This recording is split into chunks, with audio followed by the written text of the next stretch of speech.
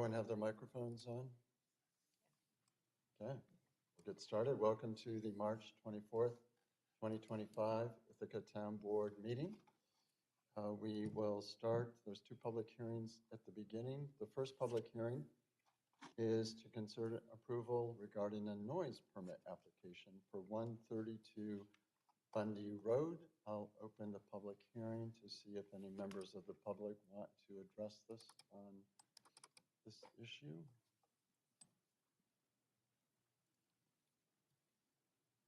I do not believe there's anyone in the town board meeting that wants to address us.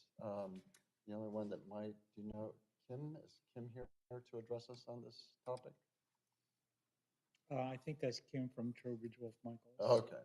Landscape architect. You would probably know. Yeah, TWMLA. So I will close the public hearing at 4:31. So you have both a straightforward noise application and then a resolution. Let's start by saying if someone would like to move the resolution. I'll move it. Rich, is there a second? I'll second. Rob seconds. Questions, comments? I just have a sort of a, not related to the application per se, but the application states that the event is on Friday, the 2nd, and there's a rain date on the 3rd. So I don't know if there's anything in the ordinance that allows for sort of a contingency date, whether we're approving one day or essentially doing 2 days. So we should probably, even though it wouldn't happen on 2 days, I wonder how we can address that. Maybe if we're going to be looking at the noise ordinance anyway, Marty, for another reason, maybe we can take that into consideration when we do that. Because it's not clear to me that we can just say this day or this day unless we're technically approving both days. Is that how you would be reading it? Would be one or the other? It'd be one or the other, yes. That's the way I would look at it. You're identifying their primary day that they've requested, and in the event that there's a rain day, then the secondary date would be the one that would be approved. But yeah, theoretically, you're correct. You'd be approving both days, but not to operate simultaneously for both days. Okay. Then the other comment that I had was that the neighbors have been invited, which is, great classic strategy to avoid complications, but it doesn't really count as mitigation in my mind. It doesn't mitigate the sound at all. It doesn't mitigate the reason that we need to provide a permit for this. So that may be just a kind of an internal note to selves on that. But it's good that the neighbors have been invited. I wish I was a neighbor. I was going to ask if you were planning. No, and I don't know. The band has remained unidentified, so it's probably all for the better. That's all I have. Thanks. So are you okay if we're going to look at the application to go ahead with the way it's worded? Yeah, I think for now it's fine. I just think maybe we want to make sure that this is kosher given the wording of the law at some point. Rob? Yeah, I support this application. I think it's great that the neighbors anticipated, the applicant anticipated a problem with the noise ordinance for this birthday party and actually went through the process, and that is wonderful. I think that I agree that inviting the neighbors is a mitigation because the purpose of this is to avoid bothering people. And I think that inviting everybody within earshot really does mitigate. And I think that this is an outstanding application. It's also pretty clear to me that it's for one of two possible times. I agree that there might be a problem with the way our code is written, but for this application, it seems really clear to me that it's for one performance. Any other comments? Just there's no opposition to this from anybody who lives in the neighborhood, right? We haven't heard of it. Right. So that is why I would support it without hearing anything else. In fact, I think on the back, there are some just basically in support of it. I don't know if you guys noticed on the back of the application, there was some comments. So, if we're ready to vote, all those in favor, raise your hand or say aye. Aye. Aye. It's unanimous. moving on to the second public hearing of the evening. So this is to consider adoption of a proposed local law to amend zoning chapters 270 and 271 of the Town of Ithaca Code to provide a planned development zone for the Maplewood 2 development between Maple Ave and Lena Street. This should all sound very familiar. We chose to have a second public hearing just because there were some changes made and to avoid any sort of folks saying, but you didn't follow procedure. So we're having another public hearing. I'll open it at 5:35 to see if there are members of the public who would like to address us on this topic. I've not seen anyone in the room who would like to address us, and there apparently is no one in Zoom who would like to address the board on this issue. We do have resource folks here who are willing to answer questions, but this is not a new topic to the town board. So seeing no public addressing us on this topic, I'll close the public hearing at 4:36. So you have the same materials you've had for a while. You have a memo from CJ dated January 22nd. You have the actual language of the PDC, and you have the resolution to move forward on this. So would someone like to move the resolution adopting the local law? Susie moves it. Is there a second? Second. Pam seconds. So questions, comments? So what is this project?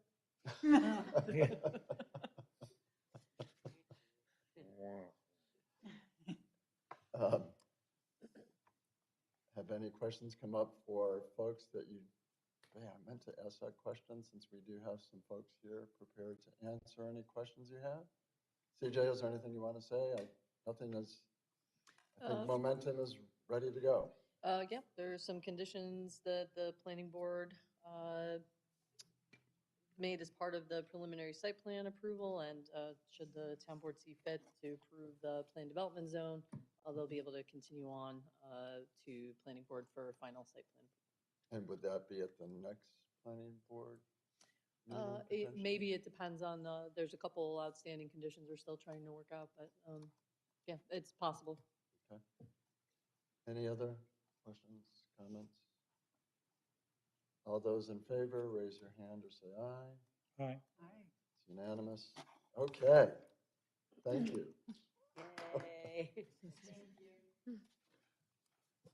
And of course, you guys are welcome to stay for the rest of the meeting. But go have a good evening. Okay. Next item is considering a sewer exemption for Game Farm Road. Again, you have the resolution, you have a memo from Leslie Schill, and we did post on your computers a presentation that Leslie made to Public Works Committee last week. So we did talk about this at the Public Works Committee. We are recommending acceptance of this exemption. You can see the maps. You'll see that it's 3,700 plus feet away from the nearest sewer main. So I'll see if someone would like to move the resolution first. I'll move it. Pam, I'll second. So questions, comments for those of you who didn't have the benefit of this presentation at the Public Works Committee.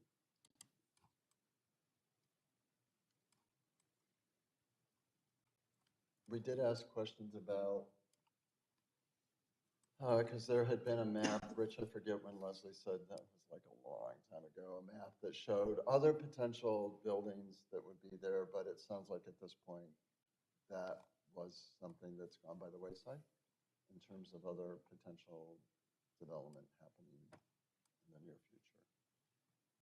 And you may see on the map this, someday maybe a road that would go all the way out to Pine Tree Road, but that's just conceptual at this point. Any questions?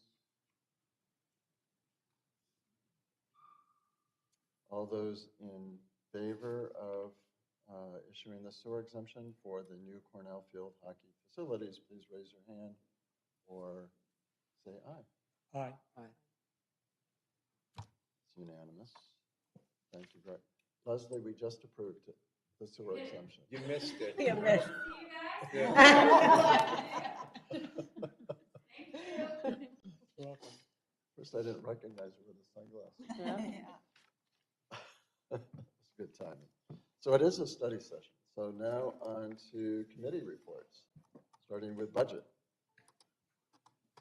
So the Budget Committee met for the first time this year on March 10th. And of course, I forgot my notes, so I'm just going to wing it. First thing was setting our meeting dates, where we meet on the second Monday at 1 p.m., except next month, we're going to be meeting on the third Monday. And Kelly has produced a new form for us to look at, which is really nice, kind of a summary budget sheet that has a trend comparison to the prior year, which I'm sure will be distributed to the rest of the town board, and lets us know that we're on track. And we looked at the various town funds, which look in good order, and sales tax and mortgage tax are on budget. Mortgage tax is a little bit down, but made up for and then some by interest income, which is beating budget because interest rates have stayed higher than projected. And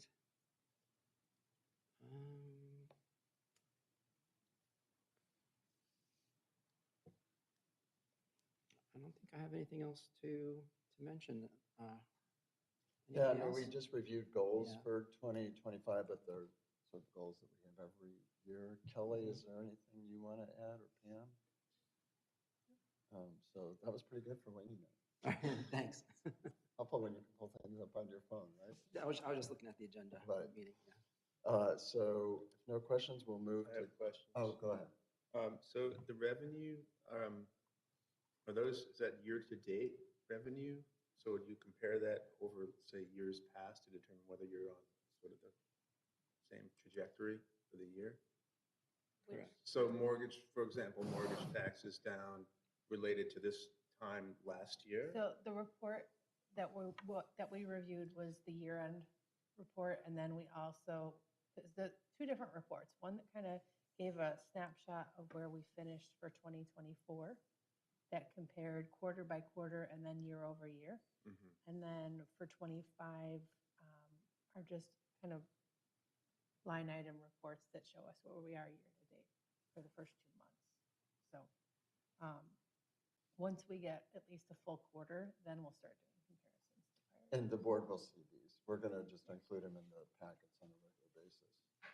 Yeah, I was just assuming that mortgage tax is kind of seasonal, we probably get more of a surge later. Yep, and the numbers that Eric was referring to were specifically for the year end 2024. So we were comparing to prior years. All right, thank you. Yep. Anything else? Codes and ordinances. Okay, codes and ordinances met, and we're continuing the review of the new subdivision regulations. And we made a decision to put the procedure for dedicating roads and other improvements to the town into the standard design manual, so that it could be updated as necessary. It deals with like pavement thicknesses and swale grading and stuff like that. And that keeps with the modularization of the code, which is one of the main focuses of rewriting the code, to make things easier to keep track of and update. And then we also took a look at whether temporary structures should be allowed in buffer zones of these planned developments. In addition to the lots, there's going to be buffer zones between new subdivisions and existing neighbors who might be on regular residential lots. There's a question of whether we should let people put up tents and stuff like that in these buffer zones, which might be 25 feet wide or so. And we decided that temporary structures were fine, that we wouldn't worry about it. And then we moved on to the definitions. We were almost done. We got to the definitions. And we are working our way through the definitions and look like we'll be able to turn this over to CJ's staff after next meeting to Wow. to wordsmith it, I believe is the technical term. Revised, yes. Right. And then there's another issue that's coming up next month, which may affect board members, some of you property owners in the room. We're going to look at the sheds ordinance. Sheds are not permitted in side yards currently, and this is one of those evolving things that people, the zoning board's getting a lot of requests for variances and granting them to have, let people have sheds in their side yards. So it seems like that's the way this is headed, and if you have an opinion on that, you may want to attend the meeting. And CJ, did I forget anything? I think that's the highlights, yeah. Any questions? Buffer zones. So these buffer zones, are they going to then, once permanent structures are considered, are they going to serve as setbacks? Or how is it going to? So they are not part of the setback. They're additional to the setbacks of the lots. Yeah, there's a buildable area of each lot, and then outside of that, there's a buffer zone. So I believe these are identified in cluster subdivisions typically. Sorry, I couldn't hear you, Marty. I believe these are identified in cluster subdivisions currently, and the cluster subdivisions have buffer areas. Those buffer areas right now do allow for temporary buildings or structures to be placed. So because of the current language, the COC had a discussion about if they want to allow those temporary buildings to remain in the buffer areas, meaning some sort of temporary structure. It could be a tent. I get that part of it. I'm just trying to figure out how it works with setbacks that exist in zoning. And what's a buffer versus a setback in this case? Right. Well, technically, the cluster subdivision, if they don't identify it, then it would revert back to the district regulations for the underlying zone. So if they don't put those on the plat, then that's what they would have to comply with. And I just might like to know, so that's the existing section 234-33 buffer zone requirement. It's in the subdivision regulations. We just discussed it quite a bit. Okay, thank you. Anything else for codes? Personnel and organization? So we just met before this meeting. We spent a good amount of our time talking about the town board protocol and procedures manual, which kind of gives some information to town board members about what we do, how we're organized, what our committees are, what our citizen committees are, things like the planning board is addressed, and the zoning board of appeals and the conservation board. And we're just going through that chapter by chapter. It'll be a project over the next few months, just to update it, make it clearer, easy to understand, easy to digest, so everyone knows the rules and can follow them. And we also had a brief discussion about increase in the Tompkins County living wage, which will put some of our positions lower than the living wage. Judy has to recertify us in the summer for next year. She'll be contacted to recertify us, and we'll be having further discussions. We are committed to being a fair wage employer. The living wage under Tompkins County has gone up a lot in the past year. I think it was a $6 an hour difference, and so we'll be reevaluating and continuing to discuss this. And it's my understanding that this is hitting lots of municipalities and things like libraries around our community. So more to come. And the ERC did not meet. We meet quarterly and last minute. Okay. Any questions? Planning. So planning, we discussed some potential modifications to our short-term rental ordinance to potentially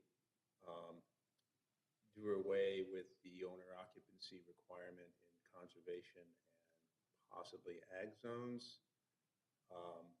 And I think there was a discussion of a stipulation that this would be made available to people who owned already owned their property at the time of either the amendment or the enactment of the original law, so that we didn't usher in some kind of a gold rush for hospitality properties in those zones. So I guess I'm going to get with Marty and CJ. We're going to see if there's an elegant way to approach this in a way that will accommodate certain uses in situations where it's not likely to impact neighbors without, as I said, opening the door to an unintended consequence. We also looked at the last revision of the flood damage prevention local law. There wasn't much we could do with that. Marty and CJ crafted some language to define, I guess, what is referred to critical facilities. We were able to define that, but that's really the DEC says, here's your model local law that you're not allowed to change. And so that's kind of where we're headed with that. And we had a discussion about how to require pilots for community solar projects. There were sort of, I wouldn't say competing, but different ways of going about this. Some people thought that a resolution would be sufficient. Guy Crow is advising us that we may want to pursue a local law. And it doesn't affect the Caramore Solar at this point. That was granted through IDA. And so this may just affect future projects, but it will allow us to require payment for the full valuation of those properties. And the valuation process for those properties has kind of yet to be determined because the calculator for doing so was found to be unconstitutional. So that's got to be figured out. And that's pretty much what we did. And Jay Franklin has agreed to come to our next meeting because we had some questions that we think that Jay Franklin can answer. So any questions, comments? Public Works Committee met last week.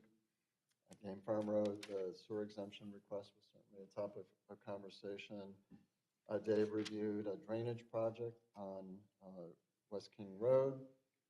We talked about Joe submitting some material to the state, extending the school speed zone on Winthrop Drive, and then project updates. And just a reminder that you do now get project summaries from the engineering department, so there were a few that were sent out in the packet. So it was a pretty straightforward meeting. Anyone from Public Works want to add on? We also talked about a drainage project, a proposed drainage project at 118 West King Road. Just have, if anyone's familiar with the area, there's a small concrete wall that kind of captures the shoulder of the road where a stream enters. So we're looking to kind of fix that up here in the next year or so. And we started taking bets if the snowplow trucks are going to have to go out again this year. We don't know. Somebody was saying snow about Wednesday. Who was saying snow about Wednesday? March 27th is usually good for a big snowstorm. I don't think we're there yet. Wait, can I put you in the ledger for March 27th? Yeah. Margaret, is there anything from Quio? Yeah, so CREO meets the fourth Wednesday, so I'm always about to have a CREO meeting when we do this. So I'll tell you what happened on February 26th. And that was so long ago that what I'm about to say, I'm sure has been taken care of since. But I was told that the town of Ithaca had yet to provide an approved finance report for CREO. And that's probably been done in the weeks since. But I'll follow up on that. We had a presentation from New York DEC Chief of Water Assessment and Implementation, Laura Townley, who was talking to us about grant offerings that are coming up, Water Quality Improvement Program grant and grants and non-point source grant programs. I have a lot of details on those. I assume they come directly to the people that need to get them, but I can tell you a bunch about those if anyone's interested. Our Cayuga Lake Watershed Manager, Isaac, gave a report about his ongoing work And this was almost a month ago, was frozen literally on road ditch and culvert assessment work because of ice, but things have warmed up quite a bit, so I'm sure he's moving forward on that. Connected to the living wage discussion, Quio is going to be increasing his dues in order to pay a living wage to its staff. Currently, dues amounts to about 90,000. Over the next 3 years, Quio is going to be increasing dues so that the income will be 130,000. So that's quite an increase in dues coming up.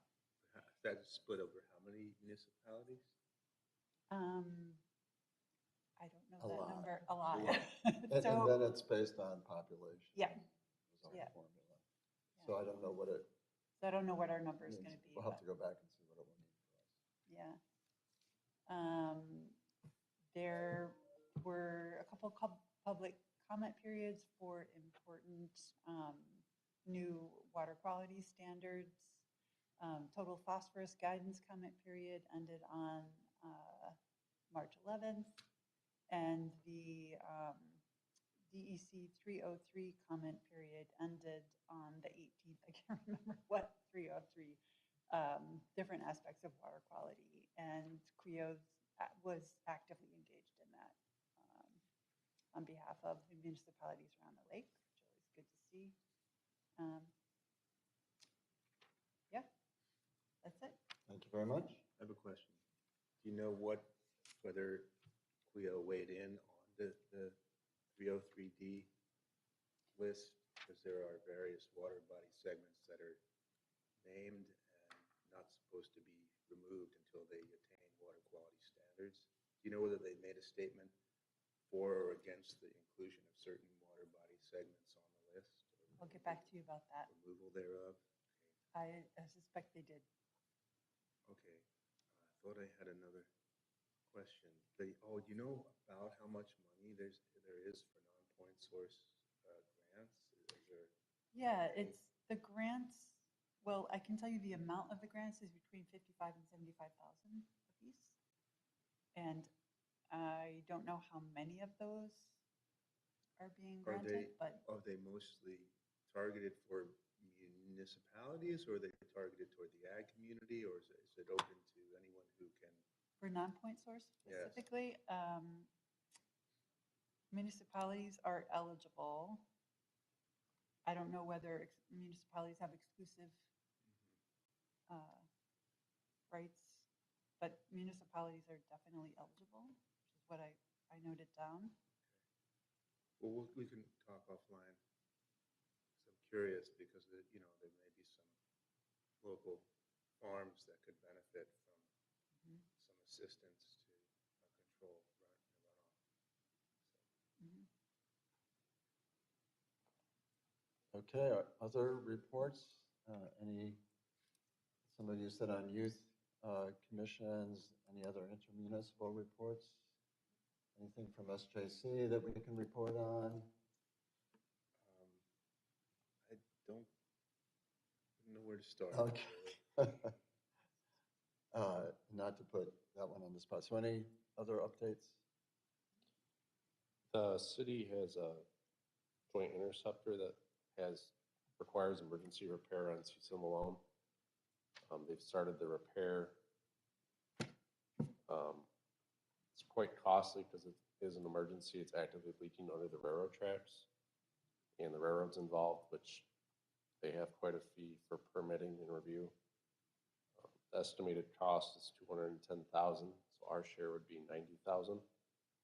Looking with Kelly, it sounds like we probably have that in fund balance. It's not an issue, but it'll come back to the board for PIO process once they get everything formalized and get an engineering report done. It's just a heads up that if you see people working over there, it's that repair, and there will be a process and bill coming unexpectedly. Thank you, Dave. I Yeah. do remember we talked about bringing this up under Public Works, so thank you for bringing it I up. didn't catch where the location is. Cecil Malone, just Oh, sure. inlet side of the bridge that they repaired. So Was this it is- leaking? I'm sorry, go ahead. Was it leaking? Yeah, they found a hole well, they couldn't find, because they can't dig, they believe it's under the railroad tracks. And Oh. the tracks are actually pretty wide there, because there's an active rail and I believe 2 storage rails. Will they line the pipe or they're gonna tunnel under? Or? They actually have to drill, they're gonna drill next to it, and you have to encase it, so there's kind of double the cost in material there. But just the drilling piece itself was $100,000 some, being emergency and just the nature of it. So it's a force main to boot, so it's pressurized sewer. It's coming out of a pump station. Who gets to determine the contracting for this? I mean, who has control of it? It's not the railroad, right? It's the city. And City did an emergency contract for it.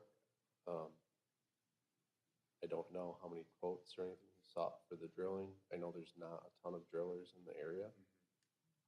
And this is separate and distinct from the electrical work that, That is a part of it. I thought that was, No, they dug up to find the leak, and that's when they actually nicked it. yeah, I had assumed that that the city was going to eat that part of it because they're the ones who tore it up. The cost estimate has $5,000 in there for that. Oh, I thought it was 40. That's what the railroad wanted. Okay, So I don't know where that, Scott said he's referring that to Victor. okay, So More to that's come on to that. be determined still, I guess. thanks. So thank you for raising that. Other reports? Moving on to consent agenda. Would someone like to move the consent agenda? I'll move it. Is there a second? Margaret. Second. Margaret, second, okay. All those in favor of the consent agenda, raise your hand or say aye. Aye. It's unanimous. Moving on to correspondence. There was more than usual in correspondence, so hopefully you got a chance to take a look at that. I do just want to mention that there was some correspondence where there was a proposal to change our code. This is related to telecommunications applications. And we did talk to legal counsel about that, and there was a determination that the current code gives us the flexibility that we need. Rich, do you want to add on? to any Yeah, of I that? think we looked at the code. The request was to modify the code to require supplemental field investigations whenever a cell company comes in and claims a significant gap in coverage. And initially, we thought that maybe the ordinance didn't allow for that, but we looked at the ordinance, and that is certainly something that the reviewing body can request of our consultant, and we did corroborate that with counsel. So, I mean, I guess at this point, the reviewing body can certainly ask the consultant to provide that information, but I personally, I felt that requiring that is necessarily always the most efficient way to go, especially if the reviewing body didn't feel that it was necessary for any number of reasons. They could always be compelled or at least requested by the members of the public, and based on their own initial review to see whether the supplemental work was they felt it was necessary. So I think that, I felt that it was important to allow for some discretion in the review process, and that the ordinance didn't need to be changed at this point. So we just wanted to bring that up with the board. Any questions about that? I'll also just mention a correspondence that there were speed limit reductions approved in Forest Home, so that's good for that community. Moving to report of town officials. Rich, do you want to share your exciting news? Do I have exciting news? I thought about the charter. Oh, wow. Yeah, there is some exciting news there. After 3 years of waiting for some action from the city attorney's office, they leaned on charter communications, and they're finally going to allow our public access channels on their streaming apps, which is something they had arbitrarily discontinued a number of years ago, and we've been lobbying for quite a long time, pursuant to a provision in the franchise that requires them to make those channels available to any subscriber at no additional cost. Currently, the only way to get those channels is if you rent a, box for $13 a month, which constitutes a paywall, in our opinion. They leaned on Charter. Charter finally relented, and so those channels are going to be available on the streaming side of things, which will more than double the potential number of viewers who can see them. So that is one good piece of good news after a long slog. So thanks for reminding me. Well, and it's an issue that a lot of us don't really pay too much attention Sure. to. So thank you for staying in there. Yeah, you better believe it. We appreciate that. Just a few updates from me. So let me know if you're planning on going on the April 18th Cornell Energy Tour. The date got moved. So some of you had responded when it was going to be in May, I think, but now it's going to be April 18th. So I'll send out an email, but if you could let me know. It's in the afternoon. I believe it's a Friday, and it's in the afternoon. I'm going to be, Rich and I are on WHCU every once in a while, so tomorrow morning. Is there something you'd like me to address specifically on the radio tomorrow? I have a list of things, but if there's something that you think I should definitely mention, let me know. Now, because it's tomorrow morning at 7:40.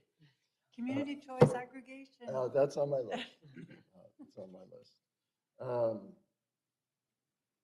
Other updates from board members or staff? Well, I just wanted to say that related to community choice aggregation, I did receive a request from the city for Susan's comments related to the MOU and contract, and I did let them know that they were being modified for unification purposes, for standardization, and that I would share that with them once we got our draft prior to April's meeting.